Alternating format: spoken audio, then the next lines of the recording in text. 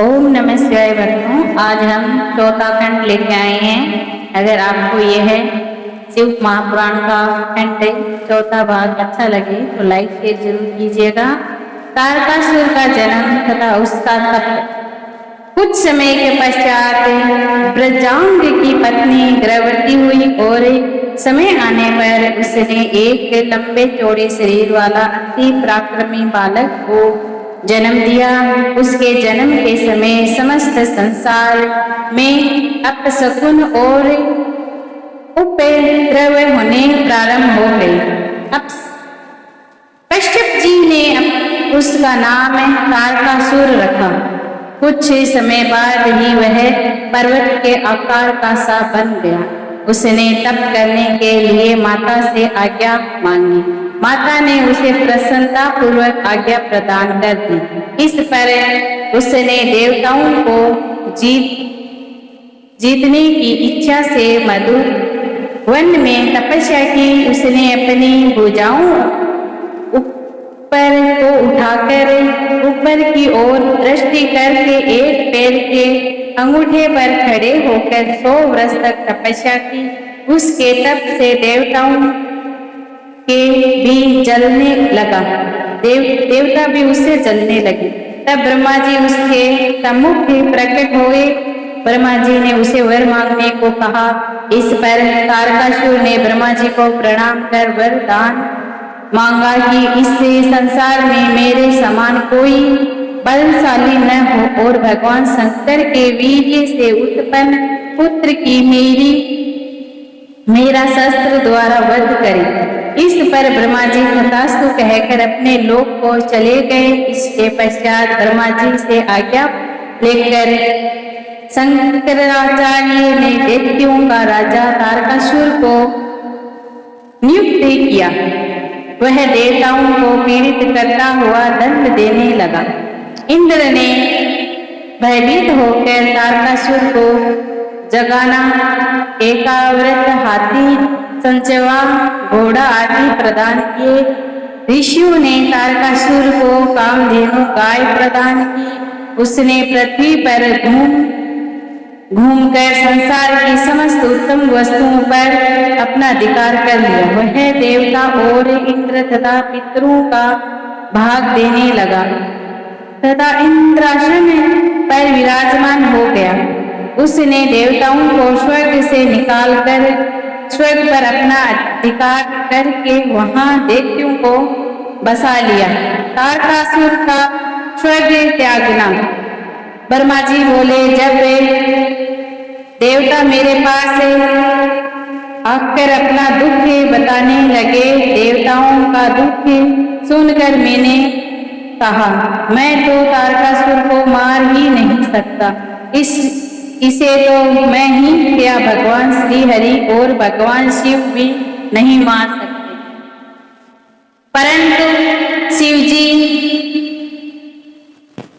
के वीर्य से उत्पन्न पुत्र ही इसे मार सकता है। इसीलिए दक्ष की पुत्री सती ने इस समय हिमाचल के यहाँ मैना के गर्भ से पार्वती के रूप में जन्म लिया है। उसका विवाह भगवान शंकर से होगा। उससे जो पुत्र होगा वही तारकासुर को मार सकेगा। अब तुम लोग भगवान शिव के पास जाकर पार्वती जी का विवाह उसके साथ कराने का प्रयत्न करो। फिर मैं भी स्वयं तारकासुर के पास जाकर उसे समझाने का प्रयास करूंगा। मैंने उससे कहा है, हे पुत्र, मैंने तुम्हें इसीलिए वरदान नहीं दिया था कि तुम अपनी सीमाओं को लांघ जाओ। यह स्वर्ग तो देवताओं के लिए बना है। तुम अति शीघ्र उसे छोड़कर पृथ्वी पर लौट जाओ और पृथ्वी पर ही राज्य करो, नहीं तो तुम्हारे दुख भोगने तुमको पड़ेंगे। मैं उसे समझाकर चला आया। तारकासुर ने भी स्वर्ग को छोड़ दिया और पृथ्वी पर शिरोमित नगर पर शासन करने लगा। देवता स्वर्ग से इंद्र के साथ रहने लगे। कामधेनु का शिव के पास से जाना सब देवताओं ने विचार करके शिव जी से विवाह की बात सोची। इंद्र ने कामदेव को बुलाकर उससे कहा, तुम शिव जी के पास जाकर उनमें काम उत्पन्न करो, जिससे पार्वती जी का विवाह उनसे हो सके। ब्रह्मा जी के वरदान के अनुसार तारकासुर को केवल भगवान शिव का पुत्र ही मार सकता है। कामदेव बोला, मैं इस कार्य को अवश्य पूरा करूंगा। कामदेव शिव की माया से मोहित होकर बसंत और रति के साथ वहां जा पहुंचा, जहां पर भगवान शिव तपस्या में लीन थे। वहां पहुंचकर कामदेव ने अपनी माया फैलाई। उसने सुंदर सुंदर फल और फूलों से वन उपवनों को सजा दिया। बसंत की बहार खिल उठी। क्या हुआ? बसंत की बहार खिल उठी। कोयल मधुर शब्द बोलने लगी, भौरे गूंजने लगे। कामदेव ने संपूर्ण संसार को मधुंग करने वाले बाण चलाए। इतना सब कुछ होने पर भी शिवजी पर इसका कुछ भी प्रभाव नहीं पड़ा। उसी समय जगत जननी पार्वती जी भी सखियों के साथ पूजा करने आई। वह एक तरह से कामदेव की सकाम भाव वह सोचने लगी कि यह सब क्या हो रहा है, मेरी तपस्या में विघ्न कैसे आ गया। कामदेव का भस्म होना। शिवजी अपनी अद्भुत दशा देखकर काम से पीड़ित होकर इधर उधर देखने लगे। उनके क्रोध से समस्त दिशाएं कांपने लगी। देवता डर गए। स्वयं कामदेव भी घबरा गया। कामदेव को धनुष से धारण किए देखकर भगवान शंकर के क्रोध में और बढ़ोतरी हो गई, जिससे उनका तीसरा नेत्र खुल गया। उनके तीसरे नेत्र की अग्नि से कामदेव उसी प्रकार भस्म हो गया जैसे कोई फल भर वृक्ष से गिरकर समाप्त हो जाता है। यह देखकर पार्वती जी अपने घर चली गई। कामदेव के भस्म हो जाने पर उसकी पत्नी रति विलाप करने लगी। उससे करुणा पूर्वक विलाप को देखकर समस्त चराचर जीव भी दुखी हो गए। समस्त देवता रति को समझाने लगे तथा शिवजी को प्रणाम करके उनकी स्तुति करने लगे। शिवजी ने देवताओं से कहा, अब तो रति का पति भगवान श्री कृष्ण का पुत्र बनकर रुक्मिणी के गर्भ से उत्पन्न होगा। उसका नाम प्रद्युम्न होगा। संभर नामक का दानव उसे चुराकर समुद्र में फेंक देगा। यह रति स्तंभ के नगर में निवास करेगा और इसे इसका पति मिल जाएगा। देवता बोले, हे प्रभु, कामदेव को तो हमने भेजा था, वह देव कार्य के लिए आया था। यह रति उस समय तक जीवित कैसे रहेगी? तब तक आप ही इसकी रक्षा करें। यह सुनकर भगवान शंकर बोले, देवताओं, यह कामदेव फिर तो शीघ्र ही जीवित हो जाएगा और मेरा गण बनकर आनंद करेगा। मैं शीघ्र ही तुम्हारा भी कार्य संपन्न करूंगा, परंतु यह बात किसी को पता नहीं चलनी चाहिए। अब तुम सब अपने अपने स्थान को पधारो। पार्वती जी को नारद का उपदेश। कामदेव के भस्म हो जाने पर पश्चाताप पार्वती जी जब अपने घर पहुंची तो उन्हें 24 घंटे खाते पीते उठते बैठते सोते जागते शिवजी का विहर सताने लगा। तब एक दिन ऋषि नारद घूमते फिरते हिमाचल के यहाँ पधारे। हिमाचल ने नारद जी का आदर सत्कार करके बैठाया। इसके पश्चात हिमाचल ने नारद जी को कामदेव के भस्म हो जाने और पुत्र पार्वती जी के द्वारा शिवजी पूजन का समाचार सुनाया। नारद जी पार्वती जी के साथ पास जाकर बोले, हे पार्वती, तुमने बिना तप किए भगवान भोलेनाथ को प्राप्त करने की कोशिश की थी और तुम्हारे अंदर कुछ अभिमान भर गया था। अब तुम भगवान भोले शंकर को प्राप्त करने के लिए तप करो। नारद जी के पार्वती जी को ओम नमः शिवाय पंचाक्ष मंत्र की दीक्षा दी। उसकी विधि बताकर नारद जी वहां से चले गए। पार्वती जी की तपस्या नारद जी के बताए अनुसार पार्वती जी ने अपने पिता हिमाचल से शिव जी को प्राप्त करने के लिए तपस्या करने लगी। आज्ञा मांगी। पिता हिमाचल ने कहा, तुम अपनी माता से पूछकर तप करने चली जाओ। माता ने कहा, तुम घर में तपस्या कर सकती हो, वन में तो अनेक बाधाएं उत्पन्न होती है। स्त्रियों का शरीर वन में रहकर तप करने योग्य नहीं होता है। पार्वती जी ये सुनकर अत्यधिक दुखी हुई। पुत्री को दुखी देखकर माता ने वन में ही तपस्या करने की आज्ञा प्रदान कर दी। पार्वती जी माता पिता को प्रणाम करके उस स्थान पर गई जहाँ पर शिव जी ने कामदेव को भस्म कर दिया था और जहाँ से गंगा निकल रही थी। वहां पार्वती जी ने वेदी का निर्माण करके पंचाक्षर मंत्र ओम नमः शिवाय का जाप करने लगी। वह गर्मी में पंचाग्नि तप, वर्षा और शीतकाल में शीतल जल में बैठकर मंत्र का जाप करती रही। इस प्रकार जप करते उन्हें 3000 वर्ष व्यतीत हो गए। पार्वती जी के इस कठिन तप को देखकर देवराज इंद्र और सभी देवता उनके दर्शनार्थ आने लगे, क्योंकि अभी तक इतना कठिन तप किसी ने नहीं किया था। पार्वती जी के तप से त्रिलोकी पतन होने लगी।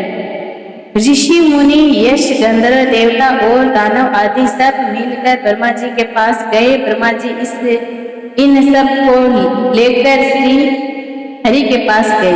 सबने उन्हें संतप्त होते समस्त लोगों का हाल सुनाया। श्री हरि ने कहा, हे बंधु, यह सब पार्वती जी की तपस्या का परिणाम है। तुम सब मिलकर भगवान शंकर के पास जाओ। यह सुनकर कामदेव के भस्म हो जाने का स्मरण कर सब कांपने लगे। इस पर श्री हरि ने उन्हें समझाया कि तुम लोग डरो मत, भगवान शिव बहुत ही दयालु है, वे हम सब के स्वामी हैं, अवश्य ही रक्षा करेंगे, इसीलिए तुम सब उन्हीं की शरण में शीघ्र पहुंचो। तब श्री हरि की बात मानकर सभी लोग शंकर भगवान की शरण में पहुंचे। नारद जी को आगे करके सभी व्यक्तियों ने आनंद पूर्वक उन्हें प्रणाम किया और उनकी स्तुति करने लगे। ओम नमः शिवाय बंधु, शंकर जी की स्वीकृति। सभी लोग, हे भगवान, हम आपकी शरण में आए हैं, आप हमारी रक्षा करें। तब भगवान शंकर ने ब्रह्मा जी को संबोधित करते हुए पूछा, आप लोग यहाँ मेरे पास इसीलिए आए हैं? श्री हरि ने कहा, भगवान, तारक असुर के कारण हम सब पीड़ित हैं, उनसे हमें अपने स्थान से च्युत कर दिया है। आप हिमाचल की पुत्री पार्वती जी के साथ विवाह करके एक पुत्र उत्पन्न करें, उसी के द्वारा उसका वध होगा। यह सुनकर शिवजी बोले, हे पार्वती, शिवजी बोले, मैं पार्वती जी से विवाह नहीं करूंगा, मैंने काम को भस्म कर दिया है। इतना कहकर भगवान शंकर अपने आत्म चिंतन में लीन हो गए। इस पर सभी ने नंदीश्वर के कहने पर पुनः उनकी स्तुति की। शिवजी पुनः अपने ध्यान से जागे और देवताओं की अभिलाषा को समझकर बोले, यह विवाह बंधन का कारण है, परंतु मैं भक्तों के अधीन होने के कारण अनुचित कार्य भी कर बैठता हूँ। इसी कारण मैं आप लोगों की अनुचित इच्छाओं को भी पूर्ण करूँगा। तुम्हें तारकासुर के उपद्रव से निजात दिलाने के लिए मैं अनिष्ट इच्छा से भी पार्वती जी के साथ विवाह करूंगा। अब तुम लोग निर्भय होकर अपने अपने स्थानों को पधारो। इतना कहकर उन्होंने मौन धारण कर लिया। ओम नमः शिवाय। पार्वती जी परीक्षा। ब्रह्मा जी बोले, हे नारद, जब श्री हरि आदि सभी देवता चले गए तो भगवान शंकर ने सप्त ऋषियों का स्मरण किया। उनके आगे पर भगवान शंकर ने उनसे कहा, तुम गौरी शिखर पर जाकर पार्वती जी से मिलो, वे मुझे प्राप्त करने के लिए महान तप कर रही है।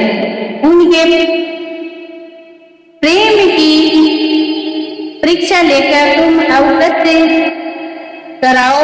आज्ञा पाकर सप्त ऋषि गौरी शिखर पर पार्वती जी के पास पहुंचे और उन्हें प्रणाम करके पूछा, हे देवी, आप इतना कठोर तप किस लिए कर रहे हैं?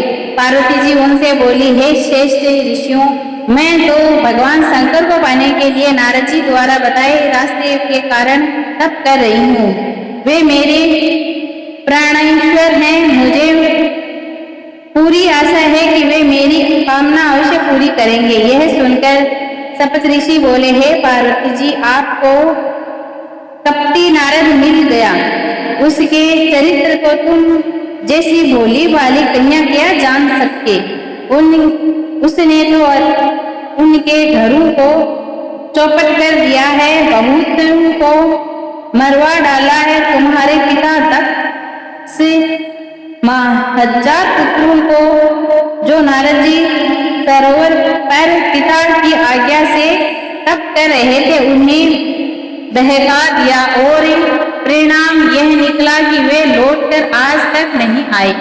विद्याधर चित्रकेतु का घर ही उसी ने बसने नहीं दिया। तुमने उसके वचनों पर विश्वास करके महानिर्जन अमंगल मूर्ति नगन भूत प्रेतों के साथ रहने वाले को पति मनाने का विचार किया है। उसने पहले दक्ष कन्या सती को कौन सा सुख प्रदान किया था? वह बेचारी अपने पिता के यज्ञ में जाकर भस्म हो गई थी। वह नारियों से अलग रहने वाला तुम्हें क्या सुख प्रदान करेगा? तुम हट छोड़कर घर चली जाओ। सप्त ऋषियों की बात सुनकर पार्वती जी हंसकर बोली, आप जो कह रहे हैं वह सत्य नहीं है। मैं पर्वत राज की पुत्री होने के कारण कठिन से कठिन तप से नहीं घबराती। नारद जी ने तो मेरा परम हित किया है। प्रत्येक प्राणी शिव जी को प्राप्त नहीं कर सकता। मैं भगवान शंकर के परम तत्व को समझ गई हूँ।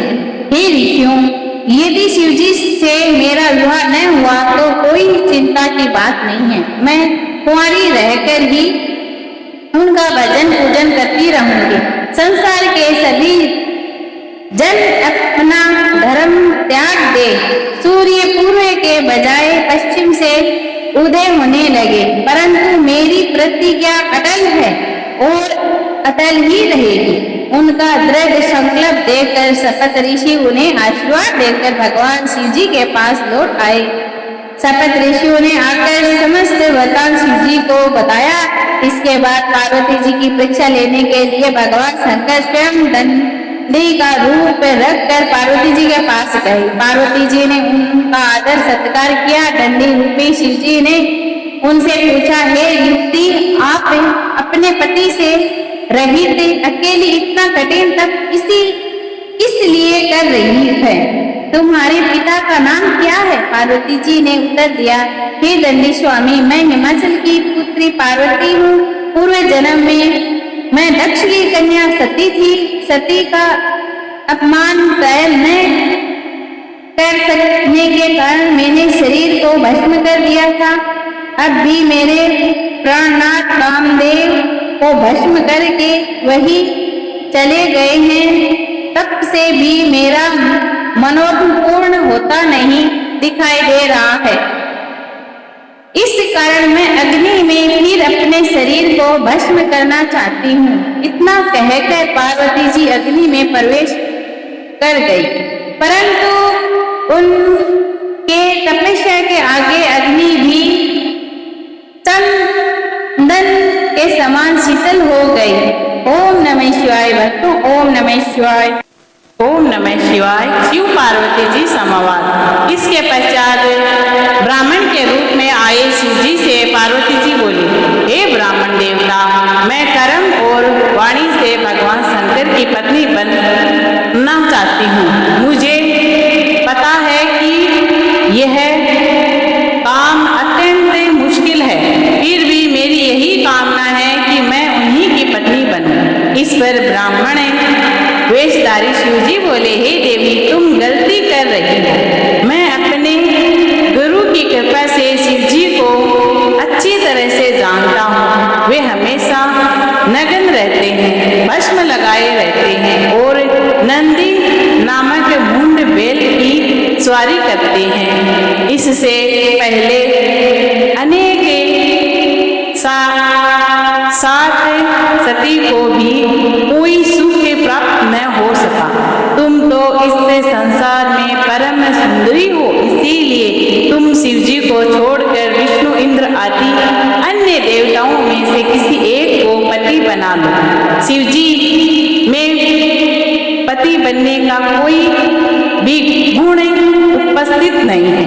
यह सुनकर पार्वती जी को ब्राह्मण देवता पर क्रोध आया। वे बोले, इसी प्रकार की निंदा करके यहाँ से सप्त ऋषि भी चले गए। तुम उन्हीं नहीं जानते हो, क्योंकि ब्रह्मा विष्णु नहीं उन्हीं की छल छाया में सुख भोग रहे हैं। शिव जी तो परम पिता है, उन्हीं की आयु का कोई अनुमान नहीं लगा सकता। स्वर्ग समृद्ध शिव जी की निंदा करने वाले को कहीं भी स्थान नहीं मिलता। आठों प्रकार की सिद्धियां अनेक चरणों में अपने सिर झुकाती हैं। अब आप मेरे सम्मुख शिव जी की निंदा न करना। इस प्रकार कहकर पार्वती जी शिव जी के ध्यान में मग्न हो गई। ब्राह्मण देवता और कुछ समझना चाहते थे, परंतु पार्वती जी ने अपनी सखी विद्या से कहा, इस नीच ब्राह्मण को यहाँ से भगा दो, यह फिर से शिव जी की बुराई करेगा। शिव जी की निंदा करने वाला तो दोषी होता ही है, परंतु इन्हीं के साथ साथ निंदा करने वाला भी उतना ही दोषी माना जाता है। नहीं तो मैं ही यहाँ से स्थान छोड़कर चली जाती हूँ। इतना कहकर पार्वती जी जाने को तैयार हो गई। ऐसा देखकर शिव जी अपने वास्तविक रूप में प्रकट हो गए और पार्वती जी से बोले, तुम कहाँ चली? मैंने तुम्हारी परीक्षा ली थी, इसमें तुम सफल रही हो। तुमने तपस्या से मुझे अपने वश में कर लिया है। तुम्हारे समान इस त्रिलोकी में कोई तपस्वी नहीं है। हे प्राण प्रिय, तुम मेरी अनादि काल से पत्नी रहो। मुझे तुमने अपने वश में कर रखा है। भगवान शिव जी की वाणी को सुनकर पार्वती जी प्रसन्नता का कोई ठिकाना न रहा। वे बोले, हे प्राणनाथ, आपने मुझे क्यों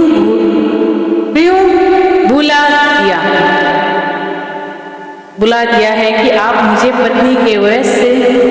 पत्नी के रूप में स्वीकार करने की कृपा करें। मैं यह सब वृत्तांत घर जाकर अपने पिता से बता सकती हूँ। आप मेरे पिता से मुझे पत्नी रूप में मांग ले। इसी तरह पार्वती जी भगवान शिव जी को प्रणाम करके चुप हो गए। शिव जी तथास्तु कहकर कैलाश को चले गए। वहां पहुंचकर उन्होंने नंदीश्वर आदि गणों को यह शुभ समाचार सुनाया, जिससे सुनकर सब बड़े खुश हुए।